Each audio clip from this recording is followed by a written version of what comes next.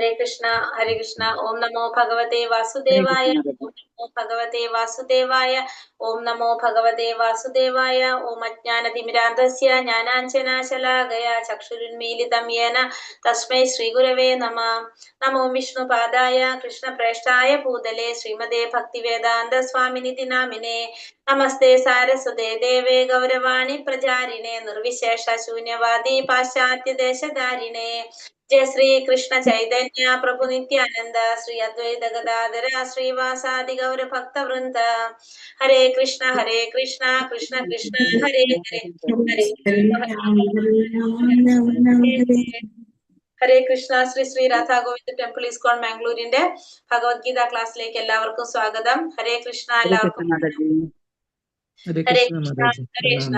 എല്ലാവർക്കും പ്രണാമം. അധ്യായം 10 വിഭൂതി യോഗം അല്ലെ, നമ്മളതല്ല എടുത്തോണ്ടിരിക്കുന്നത്. അധ്യായം 10 വിഭൂതി യോഗം. 11 ശ്ലോകം എടുത്തു തോന്നുന്നു അല്ലെ. എന്താണ് ഇന്നലെ നമ്മൾ കണ്ടത്? ഇന്നലെ വിഭൂതി യോഗത്തില് വിഭൂതി യോഗത്തിൽ എന്താ പറഞ്ഞത്?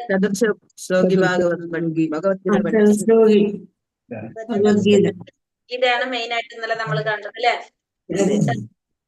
ചതുശ്ലോകി ഭഗവത്ഗീത പറഞ്ഞു. ചതുശ്ലോകി ഭഗവത്ഗീതയിൽ എന്താ പറഞ്ഞത്?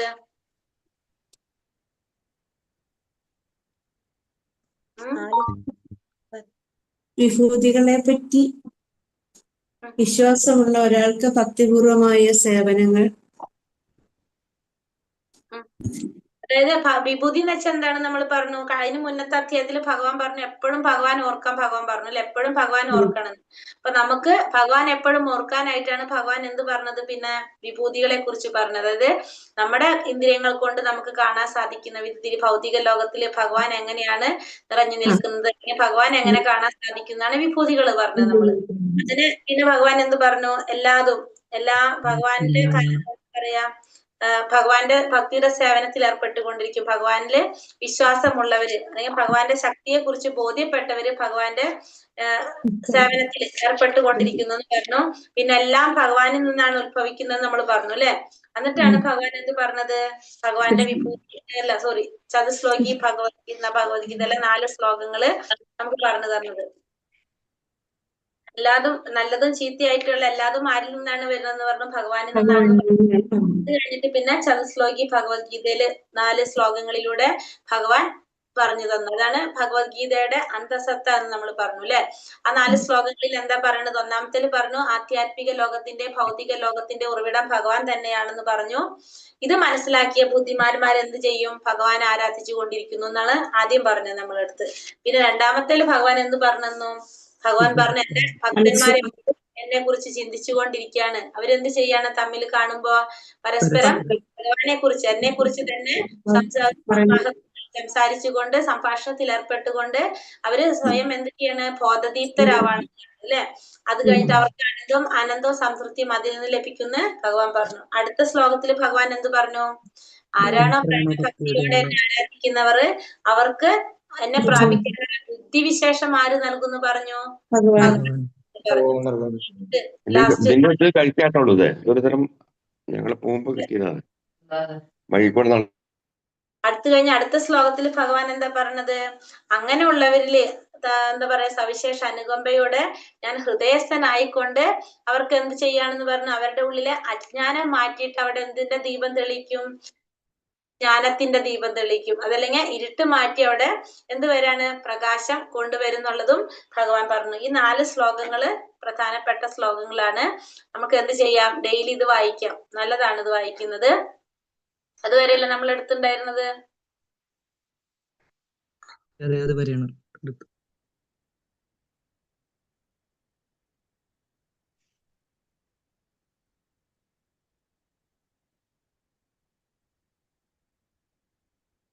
ഈ അടുത്ത ശ്ലോകത്തില് അപ്പൊ ഇതൊക്കെ കേട്ടപ്പോ ഈ 4 ശ്ലോകങ്ങൾ പറഞ്ഞപ്പോ അർജുനൻ എന്തായിരുന്നു സംഭവിച്ചത്? അർജുനന് ഭഗവാനെ കുറിച്ചുള്ള കാഴ്ചപ്പാട് മുഴുവനും മാറില്ലേ. അർജുനൻ ആകാത്ത അവസ്ഥ എന്തായി മാറി? അർജുനന് ഭയങ്കര സന്തോഷോ എന്താന്ന് പറയാൻ പറ്റില്ല. അപ്പൊ അർജുനൻ ഭഗവാനോട് എന്താ പറയണത്? അർജുന ഉവാച പരം ബ്രഹ്മ പരം ധാമം പവിത്രം പരമം ഭവാൻ പുരുഷം ശാശ്വതം ദിവ്യം ആദിദേവാമജം വിഭും. ഇവിടെ എന്താ പറഞ്ഞ ഭഗവാൻ? അർജുനൻ പറഞ്ഞത് പരം ബ്രഹ്മ പരം ധാമം പവിത്രം പരമം ഭവാൻ പുരുഷം ശാശ്വതം ദിവ്യം ആദിദേവാമജം വിഭും ആഹുസ്ത സർവേ ദേവർഷീർനാരദസ്തഥാ അസിതോ ദേവലോ വ്യാസ സ്വയം ചൈവ പ്രവീഷിമേ. എന്താ അർജുനൻ പറയുന്നത്? അപ്പൊ അങ്ങ് പരമ ദിവ്യോത്തമ പുരുഷനാണ്, പരമമായ ധാമവും പവിത്രമായതും നിരപേക്ഷ തത്വവും ഭവാൻ തന്നെയാണ്. സനാതനും അഭൗതികനും ആദി പുരുഷനും അജനും മഹാനുമാണ് അങ്ങന്ന്. ദേവർഷിയായ നാരദൻ, അസിതൻ, ദേവലൻ, വ്യാസൻ മുതലായ എല്ലാ ഋഷികളും ഊന്നി പറയുന്നു. ഇപ്പോൾ അങ്ങ് സ്വയം എന്നോട് ഇത് വ്യക്തമായി പറയുകയും ചെയ്യുന്നു. അപ്പൊ അർജുനൻ പറയാണ്, അങ്ങ് ആരാണ്? അങ്ങ് പരമദിവ്യോത്തമ പുരുഷനാണ്. പരമമായ ധാമവും പവിത്രമായതും നിരപേക്ഷ തത്വവും ആര് തന്നെയാണ്? അങ്ങ് തന്നെയാണ്. സനാതനും അങ്ങ് തന്നെ, അഭൗതികനായിട്ടുള്ളതും അങ്ങ് തന്നെ, ആദി പുരുഷനും അജനും മഹാനുമാണ് അങ്ങന്ന്. എങ്ങനെയാണ് പറയുന്നത്? ദേവർഷിയായ നാരദനും അസിതൻ, ദേവലൻ, വ്യാസൻ തുടങ്ങിയ ഋഷിമാരും ഊന്നി പറയുന്നുണ്ട്. ഇപ്പോ അങ്ങ് സ്വയം എന്നോട് അതിനെ കുറിച്ച് വ്യക്തമായി പറയുകയും ചെയ്തു. അപ്പൊ അർജുനൻ ഭഗവാനെ കുറിച്ച് ഇപ്പൊ കഴിഞ്ഞ ശ്ലോകത്തിലല്ലേ നമുക്ക് കേട്ടപ്പോ അർജുനൻ പറയണ, അങ്ങ് ആരാണ്? പരബ്രഹ്മമാണ്, പരംധാമമാണ്, പവിത്രമാണെന്ന് പറയാണ് ഇവിടെ. അർജുനൻ എന്താ പറഞ്ഞത്? പരബ്രഹ്മവും പരമമായ ധാമവും പവിത്രമായതും നിരപേക്ഷ തത്വവും പരമദിവ്യോത്തമ പുരുഷനും എല്ലാം അങ്ങ് തന്നെയാണ്. സനാതനനാണ് അങ്ങ്, അഭൗതികനാണ് അങ്ങ്, ആദി പുരുഷനും അജനും മഹാനുമാണെന്ന് ആരിവിടെ പറയാണ്? അർജുനൻ ഭഗവാനെ കുറിച്ച് പറയാണ്. കാരണം ഭഗവാനെ കുറിച്ച് ഇത് കേട്ട് വന്നപ്പോ അർജുനന് ഭഗവാനോടുള്ള ഒരു ഭക്തി അതുകൊണ്ട് പറയാണ് ഇവിടെ. ഇപ്പൊ അർജുനൻ ഭഗവാൻ ഇവിടെ ആധുനിക തത്വചിന്തകൾക്ക് ഒരു അവസരം നൽകുകയാണ്. പരമപ്രഭു വ്യക്തിഗത ജീവിതാത്മാവിൽ നിന്ന് വ്യത്യസ്തനാണെന്ന് ഈ ശ്ലോകം സൂചിപ്പിക്കുന്നു. അപ്പൊ അർജുനൻ ഭഗവാനെ നിരപേക്ഷ തത്വമെന്നും പരമപുരുഷനെന്നും മുഖസ്തുതിയായിട്ടല്ല പറയുന്നത്. എന്താണ്? അർജുനന്റെ വാക്കുകൾക്ക് വേദപ്രാമാണ്യമുണ്ട്. കാരണം നമ്മൾ പറഞ്ഞു അസിതൻ, ദേവലൻ എന്ന് പറഞ്ഞ ഋഷികളും ഊന്നി പറയുന്നുണ്ടെന്നാ പറയുന്നുണ്ട്. നാരദ മഹർഷി, അസിതൻ, ദേവലൻ, വ്യാസൻ തുടങ്ങിയ ഋഷികളും ഊന്നി പറയുന്നു. അപ്പൊ വെറുതെ മുഖസ്തുതി പറയുന്ന പോലെയല്ല ആര് പറയുന്നത്? അർജുനൻ പറയുന്നത്. ആര് പറയുന്നതായിട്ടാണ്? എല്ലാ ഋഷികളും ഊന്നി പറയുന്നു എന്നാണ് ആര് പറയുന്നത്? അർജുനൻ പറയുന്നത്. കൃഷ്ണനെ ഭക്തിപൂർവ്വം സേവിക്കുന്നത് കൊണ്ട് മാത്രമേ ഒരാൾക്ക് ആ ഭൗതിക ശരീരത്തോടുള്ള ബന്ധം ഉപേക്ഷിക്കാനായിട്ട് സാധിക്കുന്നുള്ളൂ. എനിക്ക് ജനനമില്ല, ധാർമ്മിക തത്വങ്ങൾ പുനഃസ്ഥാപിക്കാൻ വേണ്ടിയാണ് ഞാൻ ഈ ഭൂമിയിൽ പ്രത്യക്ഷപ്പെട്ടത്. അപ്പൊ ഭഗവാൻ എന്തില്ല? ജനനമില്ല. പക്ഷെ ഭഗവാൻ എന്തിനാണ് ഭൂമിയിൽ വന്നത്? ധാർമ്മികമായ തത്വങ്ങള് പുനഃസ്ഥാപിക്കാൻ വേണ്ടിട്ട്, നമ്മൾ പറയണല്ലേ, ധർമ്മത്തെ സ്ഥാപിക്കാൻ വേണ്ടിയിട്ടാണ് ഭഗവാൻ അവതരിക്കുന്നതെന്ന് പറഞ്ഞു. ഈ ഗുരുശിഷ്യ പരമ്പരയിൽ പെടാത്തവർക്ക് ഭഗവത്ഗീത മനസ്സിലാക്കാൻ സാധിക്കില്ല. അപ്പൊ ഭഗവത്ഗീത മനസ്സിലാക്കണമെങ്കിൽ ആരിലൂടെ സാധിക്കുള്ളൂ? ആ ഗുരുശിഷ്യ പരമ്പരയിലൂടെ ആയിരിക്കണം നമ്മൾ എന്ത് മനസ്സിലാക്കാൻ ശ്രമിക്കേണ്ടത്? ഭഗവത്ഗീത മനസ്സിലാക്കാനായിട്ട് ശ്രമിക്കേണ്ടത്. സർവമേതധൃതം മന്യേ യന്മാം വദസി കേശവ നഹി തേ ഭഗവാൻ വ്യക്തിം വിദുർ ദേവാന ദാനവഃ. അല്ലയോ കൃഷ്ണ, അങ്ങ് പറഞ്ഞതെല്ലാം ഞാൻ അതേപടി സത്യമായി മനസ്സിലാക്കി സ്വീകരിക്കുന്നു. പ്രഭോ, ദേവന്മാർക്ക് ദാനവന്മാർക്കോ അവിടുത്തെ വ്യക്തിത്വം മനസ്സിലാക്കാൻ കഴിയില്ല. ഇവിടെ അർജുനൻ പറയാണ്, കൃഷ്ണനോട് പറയണ എന്താണ്? അങ്ങ് പറഞ്ഞതൊക്കെ ഞാൻ അതേപടി മനസ്സിലാക്കാണ്. പക്ഷെ ഇവിടെ പറയുന്ന പ്രഭോ, ദേവന്മാർക്കോ പിന്നെ ആരാണ് ദാനവന്മാർക്കൊന്നും അവിടുത്തെ വ്യക്തിത്വം മനസ്സിലാക്കാനായിട്ട് സാധിക്കില്ല. കൃഷ്ണനെ മനസ്സിലാക്കാനായിട്ട് ആർക്കേ സാധിക്കുള്ളൂ? ഭഗവാൻ വിശ്വാസമുള്ളവർക്കേ സാധിക്കുള്ളൂ. അവിശ്വാസികൾക്കും അസുര ബുദ്ധിയുള്ളവർക്കൊന്നും ഭഗവാനെ മനസ്സിലാക്കാൻ സാധിക്കില്ല. പിന്നെ ദേവന്മാർക്ക് പോലും അദ്ദേഹത്തെ അറിയുന്നില്ല എന്നിരിക്കെ ആധുനിക ലോകത്തിലുള്ള പണ്ഡിതന്മാർക്കൊക്കെ എങ്ങനെ മനസ്സിലാക്കാനായിട്ട് സാധിക്കും? അപ്പൊ ദേവന്മാർക്ക് പോലും ആരെ കുറിച്ച് മനസ്സിലാക്കാൻ സാധിക്കുന്നില്ല? ഭഗവാനെ കുറിച്ച് ശരിയായ രീതിയിൽ മനസ്സിലാക്കാനായിട്ട് സാധിക്കുന്നില്ല. അപ്പൊ ഭഗവാന്റെ കാരുണ്യം കൊണ്ട് മാത്രമാണ് എന്ത് സാധിക്കുന്നത്? ഭഗവാനെ കുറിച്ച്, പരമസത്യവും പരിപൂർണമായിട്ടുള്ള ഭഗവാനെ കുറിച്ച്, ഭഗവാൻ അത് കൃഷ്ണൻ തന്നെയാണെന്ന് മനസ്സിലാക്കാൻ അർജുനന് ബോധം ഉദിച്ചത് എന്തുകൊണ്ടാണ്? ഭഗവാന്റെ കാരുണ്യം കൊണ്ടാണ്. അല്ലാതെ ഭഗവാനെ കുറിച്ച് മനസ്സിലാക്കാനായിട്ട് സാധിക്കില്ല. സ്വയമേവാത്മനാത്മാനം വേധാ ത്വം പുരുഷോത്തമ ഭൂതഭാവ ഭൂതേശ ദേവദേവാ ജഗത്പദേ. ഹേ പുരുഷോത്തമ, സർവഭൂതങ്ങൾക്കും ഉൽപ്പത്തി സ്ഥാനവും ദേവന്മാർക്ക് ദേവനുമായ ഭഗവാനെ, ജഗതീശ്വര, അങ്ങേക്ക് മാത്രമേ അങ്ങയുടെ തന്നെ ആന്തരിക ശക്തിയാൽ അങ്ങയെ അറിയുവാൻ കഴിയുകയുള്ളൂ. അപ്പൊ പുരുഷോത്തമ, സർവഭൂതങ്ങൾക്കും ഉൽപ്പത്തി സ്ഥാനമായ ദേവന്മാർക്ക് ദേവനുമായിട്ടുള്ള ഭഗവാനെ, ജഗതീശ്വര, അങ്ങേക്ക് മാത്രമാണ് അങ്ങയുടെ ആന്തരിക ശക്തി കൊണ്ട് അങ്ങയെ അറിയാൻ കഴിയുന്നത്. അപ്പൊ ഭഗവാനോട് പറയണം, ഭഗവാന് മാത്രമേ ഭഗവാനെ കുറിച്ച് അറിയാൻ സാധിക്കുള്ളൂ. എങ്ങനെ? ഭഗവാന്റെ അന്തരംഗ ശക്തിയിലൂടെ അങ്ങയെ അറിയാൻ കഴിയുകയുള്ളൂ. അല്ലാതെ ആർക്കും, ദേവന്മാർക്കോ ആർക്കും എന്തറിയാൻ സാധിക്കില്ല? ഭഗവാന്റെ ഉൽപ്പത്തി സ്ഥാനത്തെ കുറിച്ചോ ഭഗവാനെ കുറിച്ചോ ഒന്നും മനസ്സിലാക്കാനായിട്ട് സാധിക്കില്ല. ഭഗവാനെ അറിയണമെങ്കിൽ എന്ത് വേണം? ഭഗവാന്റെ കാരുണ്യം ഉണ്ടെങ്കിൽ മാത്രമേ ഭഗവാനെ മനസ്സിലാക്കാനായിട്ട് സാധിക്കുള്ളൂ. അല്ലാത്തവർക്ക് ഭഗവാൻ അറിയാനായിട്ട് സാധിക്കുന്നില്ല. ഭഗവത്ഗീത കൃഷ്ണന്റെ പ്രസ്താവനകളാണ്. കൃഷ്ണനെ കുറിച്ച് പ്രതിപാദിക്കുന്ന ശാസ്ത്രമായതുകൊണ്ട് കൃഷ്ണനിൽ നിന്ന് അർജുനൻ ഗ്രഹിച്ച പോലെ വേണം അത് മറ്റുള്ളവർക്ക് ഉൾക്കൊള്ളാനായിട്ട്. പരമതത്വം 3 ഭാവങ്ങളിൽ സാക്ഷാത്കരിക്കാം. ഏതൊക്കെയാണ് നമുക്കറിയാം? ബ്രഹ്മം, പരമാത്മാവ്, ഭഗവാൻ. കൃഷ്ണന്റെ യാഥാർത്ഥ്യത്തെ പറ്റി അർജുനനുണ്ടായ ബോധോദയം ഈ ശ്ലോകത്തിൽ തെളിഞ്ഞു കാണാം. ആ യാഥാർത്ഥ്യം ഗ്രഹിക്കാൻ നമുക്കിനി അർജുനനെ പിന്തുടരുകയും വേണ്ടു. അപ്പൊ നമുക്ക് ഭഗവാനെ കുറിച്ച് ആർക്കും മനസ്സിലായ യാഥാർത്ഥ്യം അർജുനന് മനസ്സിലായി. അപ്പൊ അത് മനസ്സിലാക്കണമെങ്കിൽ, ഇപ്പൊ കൃഷ്ണന്റെ യാഥാർത്ഥ്യത്തെ കുറിച്ച് അറിയണമെങ്കിൽ നമ്മൾ ആരെ പിന്തുടരണം? അർജുനനെ പിന്തുടർന്നാൽ മനസ്സിലാക്കാനായിട്ട് സാധിക്കും. വക്തുമർഹസ്യ ശേഷേണ ദിവ്യാ ഹ്യാത്മാവിഭൂതയഃ യാഭിർവിഭൂതിഭിർലോകാം നിമാസ്ത്വം വ്യാപ്യ തിഷ്ഠസി. ഈ ലോകങ്ങളിലെമ്പാടും വ്യാപിച്ചിരിക്കുന്ന അങ്ങയുടെ ദിവ്യ വിഭൂതികൾ, അവയെ കുറിച്ച് എനിക്ക് വിശദമായിട്ട് പറഞ്ഞു തരൂ. ഈ ലോകങ്ങളിലെല്ലാം വ്യാപിച്ചിരിക്കുന്നതാണ് എന്ത്? അങ്ങയുടെ വിഭൂതികള്. അതിനെ കുറിച്ച് എനിക്ക് വിശദമായിട്ട് പറഞ്ഞു തരാനായിട്ടാണ് ഇവിടെ അർജുനൻ ഭഗവാനോട് ആവശ്യപ്പെടുന്നത്. കഥം വിദ്യാമഹം യോഗി സ്വാം സദാ പരിചിന്തയൻ കേഷു കേഷു ച ഭാവേഷു ചിന്തോസി ഭഗവന്മയ. ഹേ യോഗേശ്വരനായ കൃഷ്ണ, അങ്ങയെ ഞാൻ നിരന്തരം ധ്യാനിക്കുന്നതും അറിയുന്നതും എങ്ങനെ വേണം? അല്ലയോ പരമദിവ്യാത്മ പുരുഷ, ഏതെല്ലാം രൂപങ്ങളിലാണ് ഞാൻ അങ്ങയെ ഓർക്കേണ്ടതെന്ന് പറഞ്ഞു തരൂ. ഇവിടെ പറയാണ്, ഞാൻ അങ്ങയെ നിരന്തരം ധ്യാനിക്കേണ്ടതും അറിയേണ്ടതും എങ്ങനെയാണ്, ഏത് രൂപത്തിലാണ് ഞാൻ അങ്ങയെ നിരന്തരം ഓർക്കേണ്ടതെന്നും എനിക്ക് പറഞ്ഞു തരാ.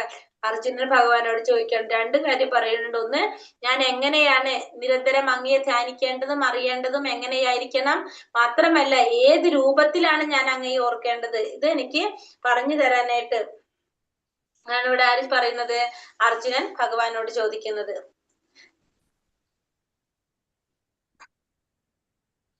നിരീശ്വരരും അസുര സ്വഭാവികളുമായവർക്ക് കൃഷ്ണനെ കുറിച്ച് അറിവില്ല. അവരുടെ ദൃഷ്ടികൾക്ക് അദ്ദേഹം യോഗമായ വൃതനാണ്. അപ്പൊ നമുക്കറിയാവുന്നതാണ് അല്ലെ, നിരീശ്വരരായവർക്ക് ഭഗവാന്റെ യോഗമായ എന്ത് ചെയ്യാണ്? ഭഗവാനെ അവരിൽ നിന്ന് മാറ്റി നിർത്താണ് ചെയ്യുന്നത്. അവരുടെ നേട്ടത്തിന് വേണ്ടിയാണ് അർജുനൻ ഇങ്ങനെ ചോദിക്കുന്നത്. സർവ്വവ്യാപിയായ ഭഗവാന്റെ ഭാവം അറിയാൻ എന്ത് പദ്ധതികൾ സ്വീകരിക്കണമെന്ന്. ഇപ്പൊ ഇവിടെ അർജുനൻ ഭഗവാന്റെ സർവ്വവ്യാപകതയെ കുറിച്ച് സാധാരണ ജനങ്ങൾക്കും ചൂണ്ടിക്കാട്ടാൻ വേണ്ടിയിട്ടാണ് ഇങ്ങനെ ഒരു കാര്യം അർജുനൻ ചോദിക്കുന്നത്. കൃഷ്ണനെ സ്നേഹിക്കാനാവാത്ത ഒരാൾക്ക് എപ്പോഴും അദ്ദേഹത്തെ ഓർത്തുകൊണ്ടിരിക്കാനായിട്ട് സാധിക്കില്ല. അപ്പൊ ഭഗവാനെ ഓർക്കാൻ ആർക്കേ സാധിക്കുള്ളൂ?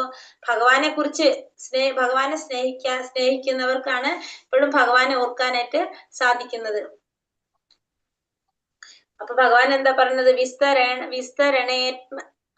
വിസ്തരേണാത്മനോ യോഗം വിഭൂതിം ച ജനാർദ്ദന ഭൂയ കഥയ തൃപ്തിർഹി ശൃണോതോ നാസ്തി മേ മൃതം. അർജുനൻ പറയാണ്, അങ്ങയെ പറ്റി കേട്ടിട്ട് എനിക്ക് ഒരിക്കലും മതി വരുന്നില്ല. കേൾക്കും തോറും അങ്ങയുടെ വാക്കുകളാകുന്ന അമൃതത്തെ ആസ്വദിക്കാൻ തോന്നുന്നു. ഹേ ജനാർദ്ദന, അങ്ങയുടെ വിഭൂതികളെ പറ്റി, അവയുടെ യൗകിക പ്രഭാവത്തെ പറ്റി വീണ്ടും വിശദമായി വിരിച്ചു തന്നാലും. അപ്പൊ അവിടെ അർജുനൻ പറയാണ്, അങ്ങയെ കുറിച്ച് എനിക്കൊരിക്കലും കേട്ടിട്ട് മതി വരുന്നില്ല. കേൾക്കും തോറും അങ്ങയുടെ വാക്കുകളാകുന്ന അമൃതത്തെ വീണ്ടും ആസ്വദിക്കാൻ തോന്നുകയാണ് ചെയ്യുന്നത്. അതുകൊണ്ട് അങ്ങയുടെ വിഭൂതികളെ കുറിച്ചും യോഗ പ്രഭാവത്തെ കുറിച്ചും വിശദമായിട്ട് പറഞ്ഞു തരോ എന്നാണ് ഇവിടെ അർജുനൻ ഭഗവാനോട് പറയുന്നത്. അപ്പൊ ഭഗവാൻ എന്താ പറയുന്നത്? ശ്രീ ഭഗവാനുവാച ഹന്തതേ കഥയിഷ്യാമി ദിവ്യാ ഹ്യാത്മാവിഭൂതയഃ പ്രാധാന്യത കുരു ശ്രേഷ്ഠ നാസ്ത്യന്തോ വിസ്തരസ്യമേ. ശ്രീ ഭഗവാൻ പറഞ്ഞു, അർജുന, ഭാസുരങ്ങളായ എന്റെ വിഭൂതികളെ പറ്റി ഞാൻ ഇനി പറഞ്ഞു തരാം. പ്രാധാന്യമുള്ളവയെ കുറിച്ച് മാത്രം. വിസ്തരിക്കുകയാണെങ്കിൽ അവയ്ക്ക് അവസാനം ഉണ്ടാവുകയില്ല. അപ്പൊ നീ ചോദിച്ചത് കൊണ്ട് എന്റെ വിഭൂതികളെ കുറിച്ച് ഞാൻ നിനക്ക് പറഞ്ഞു തരാം. എങ്ങനെയുള്ളത് മാത്രം, പ്രധാനപ്പെട്ടത് മാത്രം ഞാൻ പറഞ്ഞു തരാം. കാരണം അത് വിസ്തരിച്ച് പറയുകയാണെങ്കിൽ അതിന് എന്തുണ്ടാവില്ല, അതിനൊരു അവസാനം ഉണ്ടാകാൻ പോകുന്നില്ല.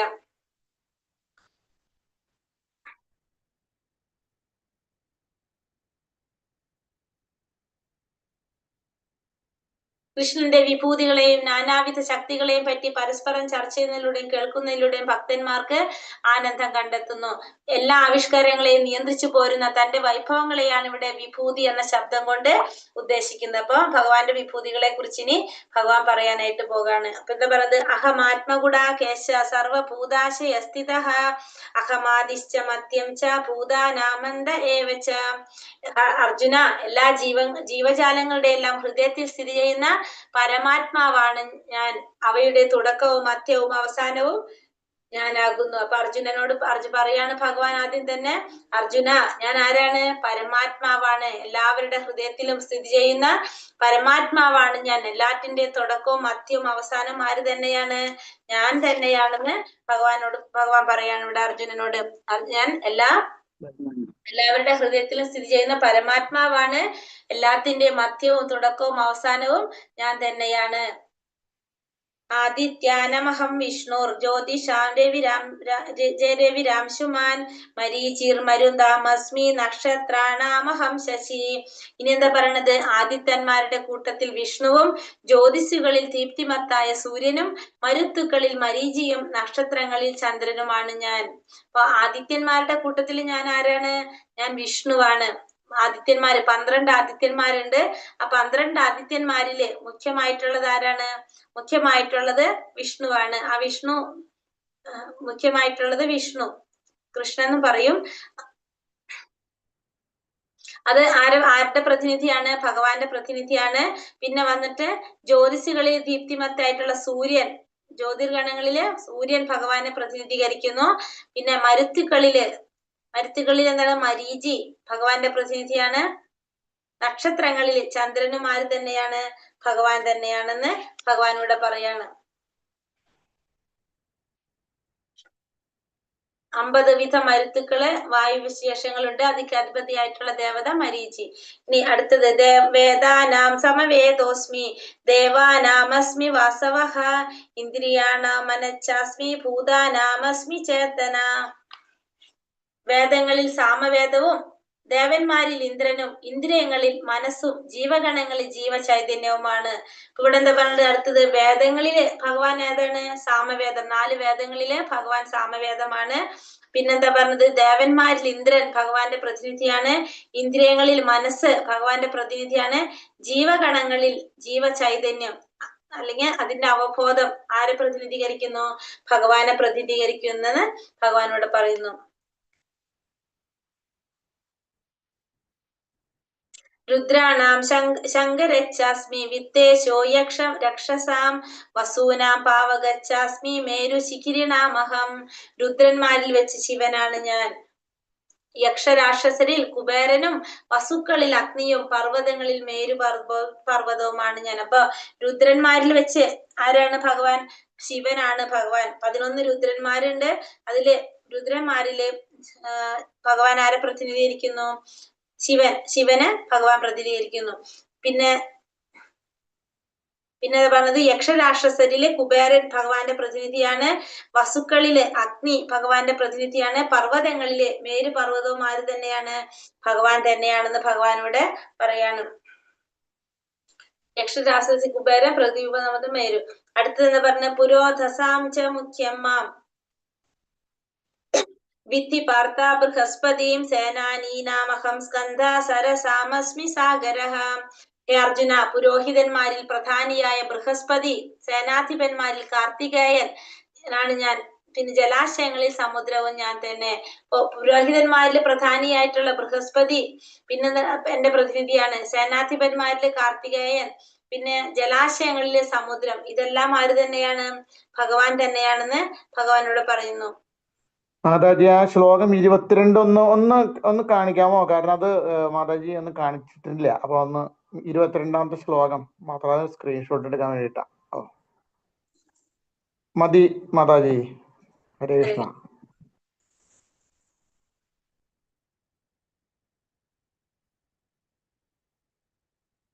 എടുക്കേണ്ടതിന് ഓക്കെ. പുരോധസാം ച മുഖ്യം മാം വിധി പാർത്താ ബൃഹസ്പതിം ധൃതല്ലേ സേനാനീനാമഹം സ്കന്ധ സരസാമസ്മി സാഗര.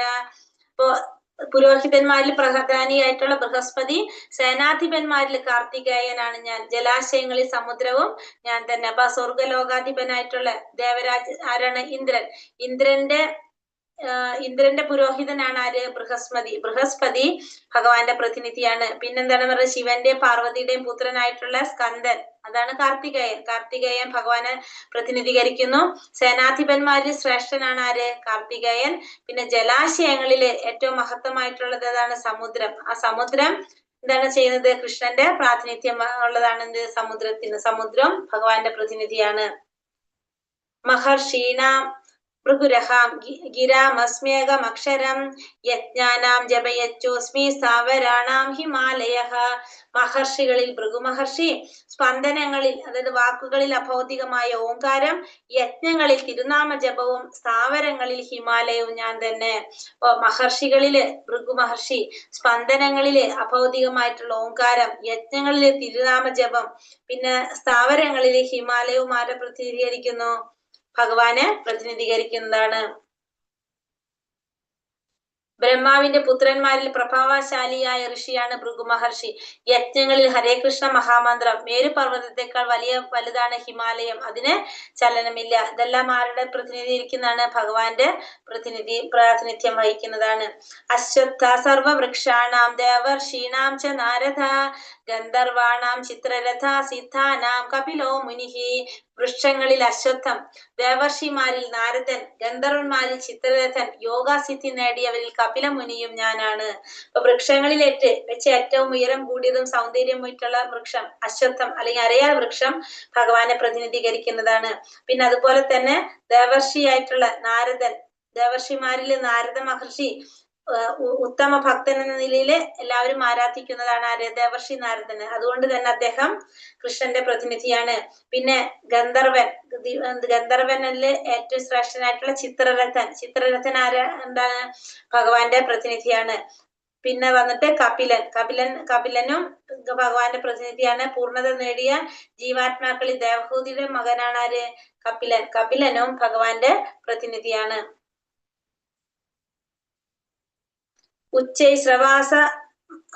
ഉച്ചൈശ്രവാസമശ്വാനാം വിദ്ധി മാമാമൃതോത്ഭവം ഐരാവതം ഗജേന്ദ്രാണാം നരാണാം ച നരാധിപം. അശ്വങ്ങളിൽ ഞാൻ ഉച്ചൈശ്രവസ്, അതായത് അമൃതം നേടാനായിട്ട് കലക്കപ്പെട്ട സമുദ്രത്തിൽ പിറന്ന കുതിരയാണ് ആര്? ഉച്ചൈശ്രവസ് എന്ന് പറയുന്നത്. ആനകളിൽ ഇന്ദ്രവാഹനമായ ഐരാവതവും മനുഷ്യരിൽ രാജാവുമാണ് ഞാൻ. ആനകളില് ഇന്ദ്രാവന്റെ വാഹനമായിട്ടുള്ള ഐരാവതം, മനുഷ്യരിൽ ആരാണ്? രാജാവാണ് എന്നും ആര് പറയാണ് ഇവിടെ? ഭഗവാൻ പറഞ്ഞു തരാണ് നമുക്ക്. അശ്വങ്ങളിൽ ഉച്ചശ്രവസ് വെച്ചിട്ടുണ്ടെങ്കിൽ അമൃത് കടയുന്ന സമയത്ത് സമുദ്രത്തിൽ നിന്ന് പിറന്ന കുതിരയാണത്. അത് ഭഗവാനെ പ്രതിനിധീകരിക്കുന്നു. ആനകളിൽ ഇന്ദ്രന്റെ വാഹനമായിട്ടുള്ള ഐരാവതം. മനുഷ്യരിൽ ആരാണ്? രാജാവ് കൃഷ്ണന്റെ പ്രതിനിധിയാണ്. ഉദാഹരണമായിട്ടുള്ള രാജാക്കന്മാരെ അതൊക്കെയാണ് പരീക്ഷിത്ത് മഹാരാജാവ്, യുധിഷ്ഠിരൻ, ശ്രീരാമൻ, ഇവരൊക്കെ ഭഗവാന്റെ പ്രതിനിധിയാണെന്ന് പറയാം. ആയുധാനാമഹം വജ്രം തേനു നാമസ്മി കാമധൂക് പ്രചനച്ചാസ്മി ഗന്ധർപ്പ സർപ്പാണാമസ്മി വാസുകി.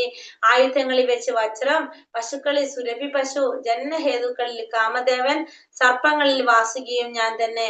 ഇവിടെ എന്താ പറഞ്ഞത്? ആയുധങ്ങളിൽ വജ്രം, പശുക്കളിൽ സുരഭി, ജനനഹേതുക്കളിൽ കാമദേവൻ, സർപ്പങ്ങളിൽ വാസുകി. എല്ലാം ആരെ പ്രതിനിധീകരിക്കുന്നു? ഭഗവാനെ പ്രതിനിധീകരിക്കുന്നെന്ന് ഇവിടെ പറയുന്നു.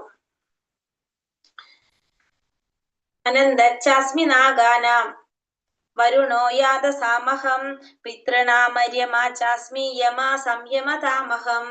അനേക ഫണങ്ങളോട് കൂടിയ നാഗങ്ങളിൽ അനന്തനാണ് ഞാൻ. ഇനി അനേകം ഫണങ്ങളോട് കൂടിയ നാഗം, അതിലാരാണ്?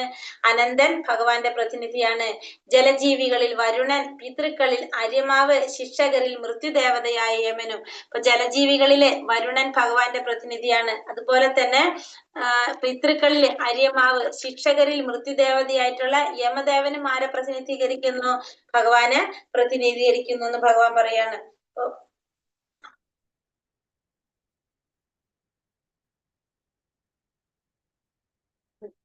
യമദേവനും ഭഗവാന്റെ പ്രതിനിധിയാണ്. പിന്നെ പിതൃക്കളിലെ അര്യമാവ്, പിതൃലോകത്തുള്ള അര്യമാവും ഭഗവാന്റെ പ്രതിനിധിയാണെന്ന് ഭഗവാനോട് പറയുന്നു. പിന്നെ പ്രഹ്ലാദാസ്മി ദൈത്യാനാം കാലകാലയതാമഹം മൃഗാണാം ച മൃഗേന്ദ്രോഹം വൈനതേയശ്ച പക്ഷിണാം. ദൈത്യന്മാരിൽ ഞാൻ ഭക്ത പ്രഹ്ലാദനാണ്.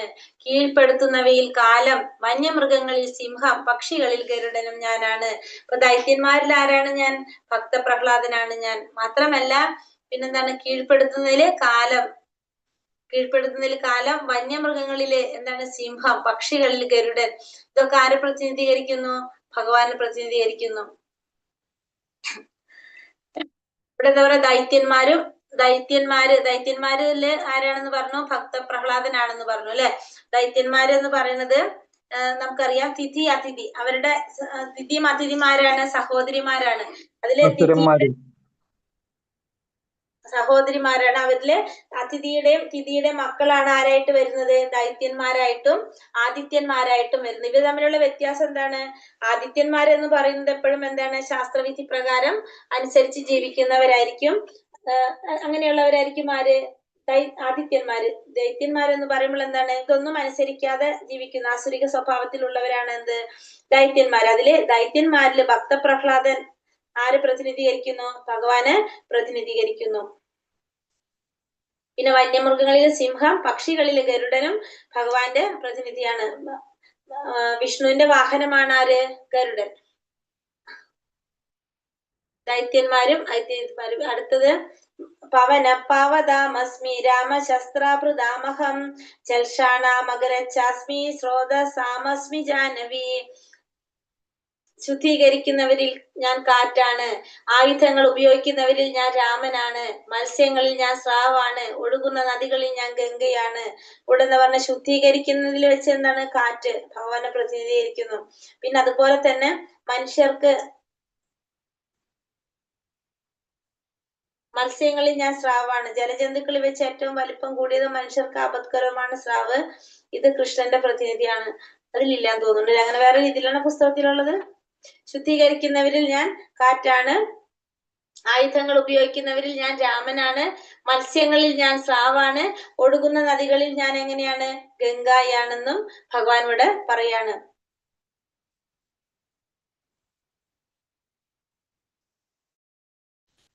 പരബ്രഹ്മമാണ് ചരാചരങ്ങളുടെ എല്ലാം വിശ്രമസ്ഥാനമെന്ന് മുണ്ടകോപനിഷത്ത് ചൂണ്ടിക്കാണിക്കുന്നു. മനുഷ്യനും ദേവഗണങ്ങളും അജ്ഞാനം കൊണ്ട് തങ്ങൾ പരമപുരുഷനായ ഭഗവാനിൽ നിന്ന് ഭിന്നരാണെന്ന് വിചാരിക്കുന്നു. അപ്പൊ മനുഷ്യരും ദേവഗണങ്ങളും അജ്ഞാനം കൊണ്ടെന്ന് വിചാരിക്കാണ് ഭഗവാനിൽ നിന്ന് ഭിന്നരാണെന്ന് വിചാരിക്കുകയാണ് ചെയ്യുന്നത്. ശ്ലോകം 32. സർഗാണാമാതിരന്തശ്ച മധ്യം ചൈവാഹം അർജുന അധ്യാത്മവിദ്യ വിദ്യാനാം വാദാ പ്രവദതാമഹം.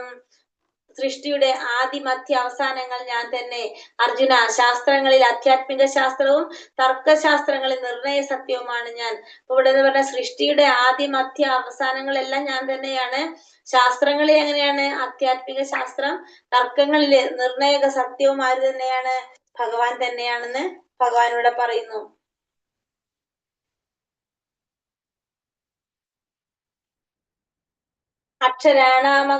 അക്ഷരാണാമകാരോസ്മി ദ്വന്ദ്വ സാമാസികസ്യ ച അഹമേവാക്ഷയാ കാലോ ധാതാഹം വിശ്വതോന്മുഖ. അക്ഷരങ്ങളിൽ അകാരം, സമാസങ്ങളിൽ ദ്വന്ദ്വ സമാസവുമാണ് ഞാൻ.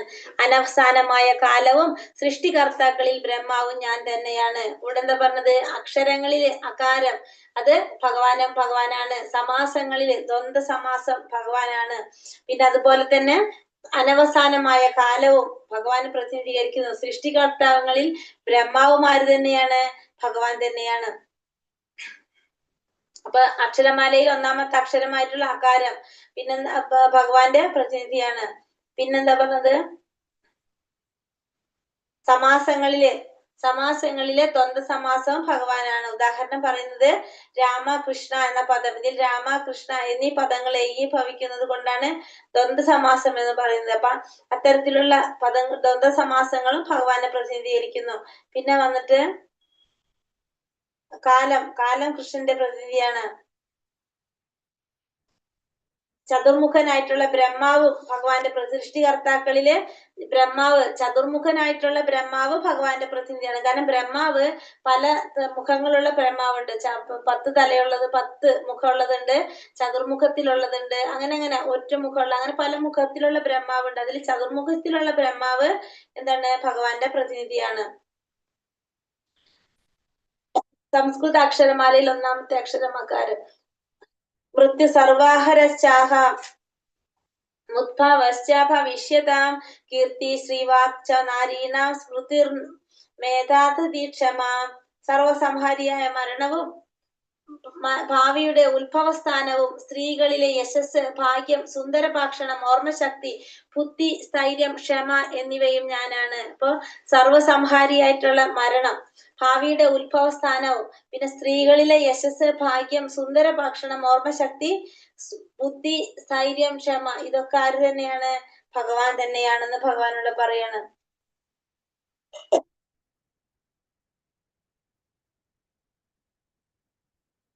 ബൃഹസാമ തഥാ സാംനാം ഗായത്രി ചന്ത സാമഹം മാസാനാം മാർഗശീർഷോഹം ഋതൂനാം കുസുമാകര. സാമവേദ സൂക്തങ്ങളിൽ ബൃഹസാമവും, ഛന്ദസ്സുകളിൽ ഗായത്രി മന്ത്രവും, മാസങ്ങളിൽ മാർഗശീർഷവും, ഋതുക്കളിൽ വസന്തവുമാണ് ഞാൻ.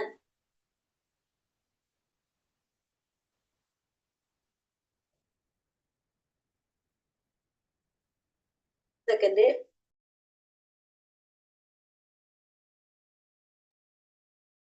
ഹരേ കൃഷ്ണ. സാമവേദ സൂക്തങ്ങളിൽ ബൃഹസാമം ഭഗവാന്റെ പ്രതിനിധിയാണ്. പിന്നെന്താ പറഞ്ഞ, ഛന്ദസ്സുകളില് ഗായത്രി മന്ത്രം, മാസങ്ങളിൽ മാർഗശീർഷ മാസവും, ഋതുക്കളിൽ വസന്തവും ഭഗവാനാണ്. അപ്പൊ വേദങ്ങളില് സാമവേദമാണെന്ന് ഭഗവാൻ മുന്ന് പറഞ്ഞിട്ടുണ്ടായിരുന്നു. ഇവിടെ എന്താ പറഞ്ഞത്, സാമവേദത്തിൽ ഉൾപ്പെട്ടതും ആകർഷകവുമായിട്ടും പാതിരാവിലെ പാടുന്നതുമായിട്ടുള്ള ഗീതമാണ് എന്ത്, ബൃഹസാമം. അത് ഭഗവാന്റെ പ്രതിനിധിയാണ്. പിന്നെ ഛന്ദസ്സുകളിൽ എന്താണ്, ഗായത്രി മന്ത്രം ഭഗവാന്റെ പ്രതിനിധിയായിട്ട് പറയാം. പിന്നെ എന്താണ്, മാസങ്ങളിലെ മാർഗശീർഷ മാസവും ഭഗവാന്റെ പ്രതിനിധിയായിട്ടാണ് പറയുന്നത്. ഋതുക്കളിലെ വസന്തവും ഭഗവാനെ പ്രതിനിധീകരിക്കുന്നു.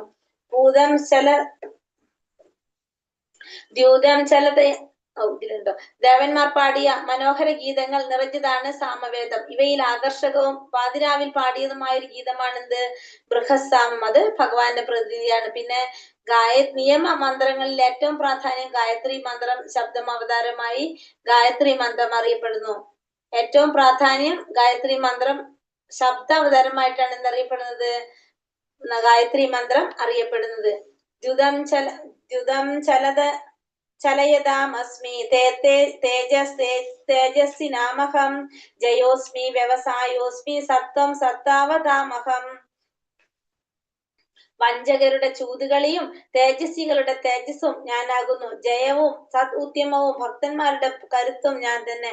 വഞ്ചകന്മാരുടെ ചൂതുകളി, പിന്നെ അതുപോലെ തന്നെ തേജസ്സികളുടെ തേജസ്, ഇതൊക്കെ ആരാണ്, ഭഗവാൻ തന്നെയാണ്. ജയവും ഭഗവാനാണ്, നല്ല ഉദ്യമങ്ങളും ശക്തന്മാരുടെ കരുത്തും എല്ലാം ഭഗവാൻ തന്നെയാണ് എന്ന് ഭഗവാൻ ഇതിലൂടെ നമുക്ക് പറഞ്ഞു തരാണ്. 36ാമത്തെ ശ്ലോകത്തില് ഭഗവാൻ പറയുന്ന ചൂതുകളി, വഞ്ചകന്മാരുടെ ചൂതുകളി, തേജസ്സികളുടെ തേജസ്, ജയവും ഉദ്യമങ്ങൾ, എല്ലാം നല്ല ഉദ്യമങ്ങളും ശക്തന്മാരുടെ കരുത്തും എല്ലാം ആര് തന്നെയാണ്, ഭഗവാൻ തന്നെയാണ്. പിന്നെ വൃഷ്ണീനാം വാസുദേവസ്മി പാണ്ഡവാനാം ധനഞ്ജയ മുനീനാമപ്യുഹം വ്യാസ കവിനാമുശനാ കവി. പിന്നെന്താ, വൃഷ്ണികുലത്തിൽ വാസുദേവൻ, പാണ്ഡവരിൽ അർജുനൻ, മുനികളിൽ വ്യാസ, ചിന്തകരിൽ ഉശനാ കവിയും ആരാണ്, ഭഗവാൻ തന്നെയാണ്. അപ്പൊ വൃഷ്ണികുലത്തിലെ വാസുദേവൻ ഭഗവാന്റെ പ്രതിനിധിയാണ്. പാണ്ഡവരിൽ അർജുനൻ ഭഗവാനെ പ്രതിനിധീകരിക്കുന്നതാണ്. മുനികളിലെ വ്യാസമഹർഷിയും ചിന്തകരിൽ ഉശന കവിയുമാണ് ആര്? ഭഗവാൻ എന്നിവിടെ ഭഗവാൻ പറയുന്നു. അസുരന്മാരുടെ ഗുരുവാണ് ആര്? ശുക്രാചാര്യർ. അതാണ് ഉശന കവി എന്ന് പറയുന്നത്. ശുക്രാചാര്യാണ് പറയുന്നത്. അസുരന്മാരുടെ ഗുരുവായിട്ടുള്ള ശുക്രാചാര്യാണ് ഉശന കവി എന്നറിയപ്പെടുന്നത്. ഇത് നമുക്ക് പിന്നെ പറയാം. ഭഗവാൻ ശ്രീകൃഷ്ണന്റെ അവതാരത്തെ കുറിച്ചാണ് പറയുന്നത്. ദണ്ഡോ ദമയതാമസ്മി നിതിരസ്മി ജിഗീഷിതാം മൗനം ചൈവാസ്മി ഗുഹ്യാനാം ജ്ഞാനം ജ്ഞാനാവതാമഹം. നിയമരാഹിത്യങ്ങളെ അടിച്ചമർത്തുന്ന പത്തികളിൽ ദണ്ഡം അല്ലെങ്കിൽ വിജയം കാക്ഷിക്കുന്നവരുടെ നീതി എന്നിവയും ഗോപ്യങ്ങളിൽ മൗനവും ജ്ഞാനികളുടെ ജ്ഞാനവും ഞാനാണ്. അപ്പൊ നിയമരാഹിത്യങ്ങളെ അടിച്ചമർത്തുന്ന പത്തികളിൽ എന്ത് വേണം? ദണ്ഡം. അത് ഭഗവാന്റെ പ്രതിനിധിയാണ്. അതായത് ദുഷ്പ്രവർത്തികളൊക്കെ ചെയ്യുന്നവരെ നമുക്ക് എന്ത് ചെയ്യാനായിട്ട്? അടിച്ചമർത്താനായിട്ട്. പിന്നെ വിജയം കാക്ഷിക്കുന്നവരുടെ നീതി. പിന്നെന്താ പറയുന്നത്? ഗോപ്യങ്ങളിൽ മൗനം. ഇത് ജ്ഞാനികളുടെ ജ്ഞാനവും. എല്ലാവരും എന്താണ്? ഭഗവാന്റെ പ്രതിനിധിയാണ്. യച്ഛാപി സർവഭൂതാനാം ബീജം തദഹം അർജുന ന തദസ്തി വിനായൽസ്യാൻ.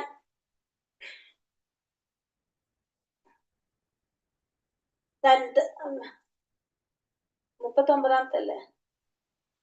ഓക്കെ. യച്ഛാപി സർവഭൂതാനാം ബീജം തദഹം അർജുന ന തദസ്തി വിനായസ്യാത്മയാ ഭൂതം ചരാചരം. അല്ലയോ അർജുന, സർവഭൂതങ്ങളുടെയും ആദി ബീജമാണ് ഞാൻ. എന്നെ കൂടാതെ ചരാചരങ്ങളൊന്നിനും നിലനിൽപ്പില്ല. അപ്പൊ ഭഗവാൻ പറയാനോട് അർജുനനോട്, എല്ലാ ഭൂതങ്ങളുടെയും ആദി ബീജമാരാണ്? ഭഗവാൻ തന്നെയാണ്, ഞാൻ തന്നെയാണ്. എന്നെ കൂടാതെ ഒന്നിനും നിലനിൽക്കാൻ സാധിക്കില്ല. നമുക്കറിയാം, എല്ലാത്തിനും ആദി ബീജം പ്രദാനം ചെയ്തത് ആരാണ്? ഭഗവാൻ തന്നെയാണ്. ഭഗവാന്റെ ശക്തി ഇല്ലാതെ ഒന്നിനും നിലനിൽക്കാനായിട്ട് സാധിക്കുന്നില്ല. അതുകൊണ്ടാണ് എന്ന് പറയുന്നത് ഭഗവാനെ സർവശക്തൻ എന്ന് പറയുന്നത്.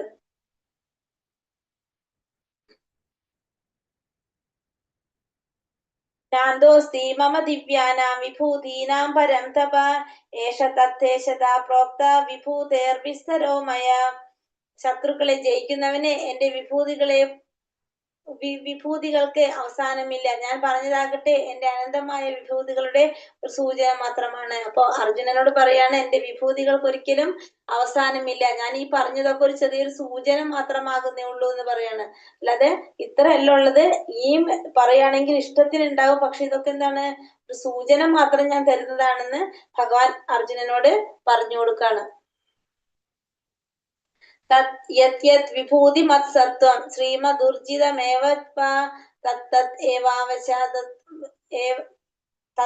ഏവാവഗച്ഛത്വം മമ തേജോംശ സംഭവം. വിഭൂതിമത്തും സുന്ദരവും തേജസ്സുറ്റതുമായ ഏതൊരു സൃഷ്ടിയും എന്റെ തേജസ്സിന്റെ ഒരു കണികയിൽ നിന്ന് ഉത്ഭവിച്ചത് തന്നെ എന്ന് മനസ്സിലാക്കുക. അപ്പൊ വിഭൂതിമത്തായിട്ടുള്ളത്, സുന്ദരമായിട്ടുള്ളത്, തേജസ്സുറ്റതുമായിട്ടുള്ള ഏതൊരു സൃഷ്ടിയും ആരിൽ നിന്ന് തന്നെ ഉത്ഭവിച്ചതാണ്? ഭഗവാന്റെ ഒരു കണികയിൽ നിന്ന് ഉത്ഭവിച്ചതാണെന്ന് മനസ്സിലാക്കണം. അപ്പൊ നമുക്ക് ഈ ഭൗതിക ലോകത്തെ, ആത്മീയ ലോകത്തോ തേജസ്സുറ്റത് സുന്ദരമായിട്ടുള്ള ഏതെങ്കിലും ഒരു വസ്തു കണ്ടിട്ടുണ്ടെങ്കിൽ നമ്മൾ എന്ത് മനസ്സിലാക്കണം? അതില് ഭഗവാന്റെ ഒരു അംശമുണ്ടെന്നുള്ളത് മനസ്സിലാക്കേണ്ടതാണ്.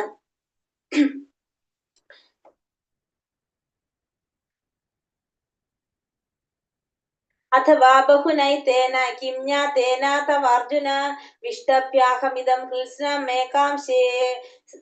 ഏകാംശേ സ്ഥിതോ ജഗത് ഏകാംശേനാചിസ്ഥിതോ ജഗത്.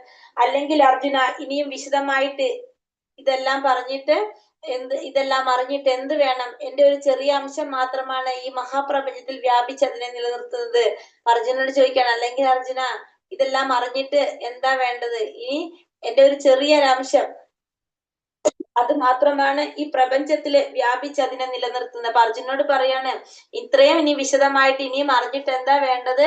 എന്റെ ഒരു ചെറിയ അംശം മാത്രമാണ് ഈ മഹാപ്രപഞ്ചത്തില് വ്യാപിച്ച് അതിനെ നിലനിർത്തിക്കൊണ്ടിരിക്കുന്നത്. അപ്പൊ ഭഗവാന്റെ ഒരു അംശം മാത്രമാണ് ഇതിനൊക്കെ നിലനിർത്തിക്കൊണ്ടിരിക്കുന്നത്. ഭഗവാൻ പ്രപഞ്ചം മുഴുവൻ നിറഞ്ഞു നിൽക്കുന്നതാണ് ആര്?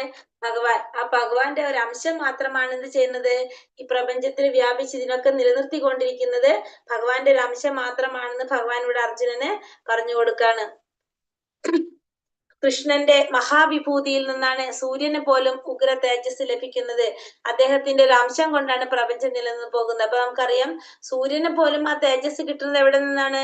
ഭഗവാനിൽ നിന്നാണ്. അപ്പൊ ഭഗവാന്റെ ഒരു അംശം കൊണ്ടാണ് ഇവിടെ ആർക്കും നിലനിൽക്കാൻ സാധിക്കുന്നത്. ഭഗവാന്റെ ആ അംശം കൊണ്ടാണ് ഈ പ്രപഞ്ചം നിലനിൽക്കാനായിട്ട് സാധിക്കുന്നത്. ഭഗവാന്റെ ഒരു അംശം കൊണ്ട് മാത്രമാണ് ഈ പ്രപഞ്ചം നിലനിന്ന് പോരുന്നത് തന്നെ.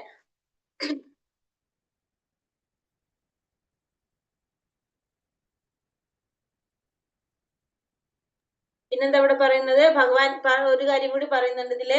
ജീവാത്മാവായിട്ടുള്ള ബ്രഹ്മാവ് മുതല് ഉറുമ്പ് വരെയുള്ള എല്ലാ ജീവാത്മാക്കളെയും പുലർത്തി പോരുന്നതും ആര് തന്നെയാണ്? ഭഗവാൻ തന്നെയാണെന്നും ഭഗവാൻ ഇവിടെ പറയാണ്. അപ്പൊ ഇതാണ് നമ്മുടെ വിഭൂതി യോഗത്തില് ഹരേ കൃഷ്ണ പറയുന്നത്. ഇത്രയും കാര്യങ്ങളാണ്.